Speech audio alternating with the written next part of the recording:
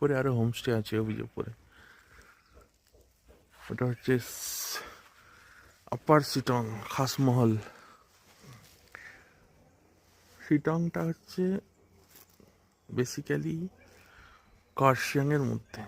কালিম্পং আলাদা হয়ে গেছে, কার্শিয়াং এখনো দার্জিলিংয়ের সঙ্গেই আছে।